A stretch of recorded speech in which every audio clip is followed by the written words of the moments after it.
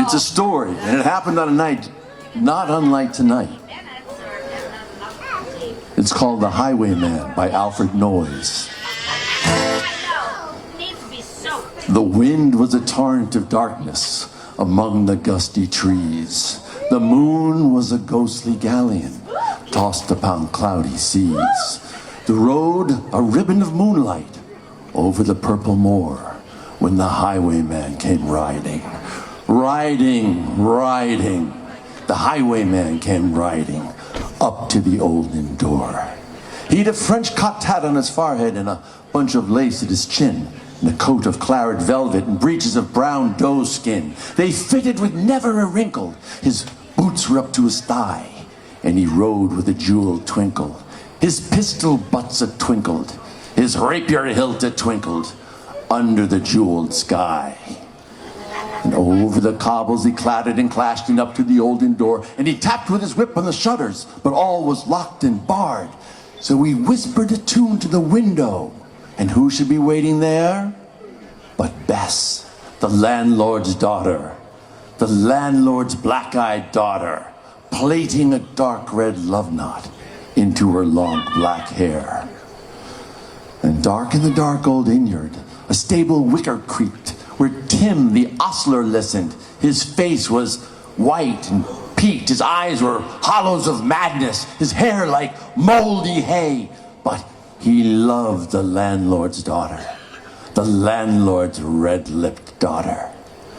Dumb as a dog he listened, and he heard the robber say, "One kiss, my bonny sweet, I'm after a prize tonight, and I shall be back with the yellow gold before the morning light. Yet if they press me sharply or harry me through the day, then look for me by moonlight, watch for me by moonlight.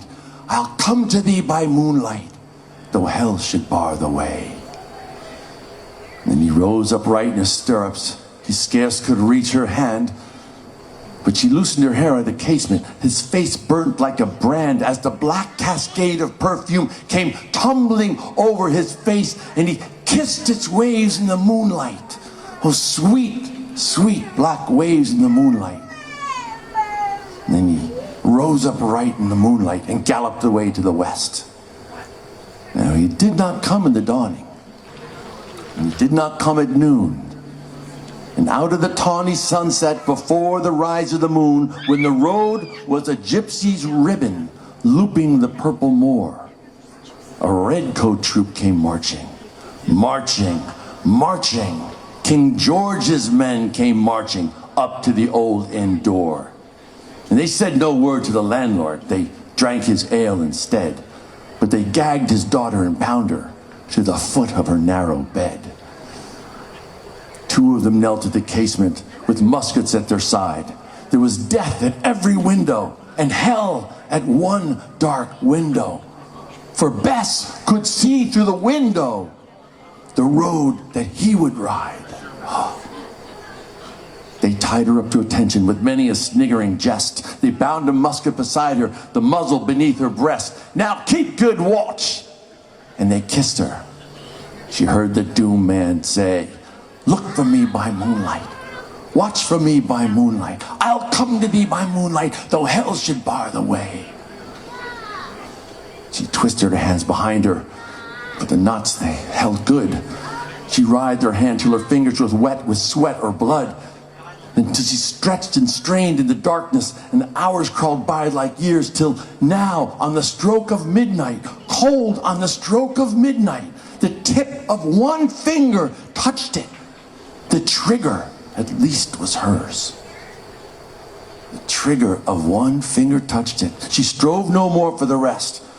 Up she stood at attention, the muzzle beneath her breast. She would not risk them hearing. She would not strive again. For the road lay bare in the moonlight, blank and bare in the moonlight. And the blood in her veins, in the moonlight, throbbed to her lover's refrain. Talak, talak. Had they heard it? The hoofs ringing clear. Talak, talak. In the distance, were they deaf that they did not hear the horse's hoofs? Down the ribbon of moonlight, over the brow of the hill, the highwayman came riding, riding, riding. The redcoats looked to their priming. She stood up straight and still. Talak, talak, in the frosty silence. Talak, talak, in the echoing night. Nearer he came and nearer. Her face was like a light. Her eyes grew wide for a moment. She drew one last deep breath. Then her finger moved in the moonlight. Her musket shattered the moonlight, shattered her breast in the moonlight, and warned him with her death. He turned, he spurred to the west. He did not know who stood, bowed with her head o'er the musket, drenched in her own blood. Not till the dawn did he hear it, and his face grew gray to hear how Bess, the landlord's daughter, the landlord's black-eyed daughter, had watched for her love in the moonlight and died in the darkness there. Back he spurred like a madman, shrieking a curse to the sky, with the white road smoking behind him and his rapier brandished high. Blood red were his spurs in the golden moon. Wine red was his velvety coat when they shot him down on the highway, down like a dog on the highway. And he lay in his blood on the highway with a bunch of lace at his throat. And still of a winter's night they say, when the wind is in the trees and the moon's a ghostly galleon tossed upon cloudy seas, and the road's a ribbon of moonlight over the purple moor, a highwayman comes riding, riding, riding. A highwayman comes riding up to the old inn door.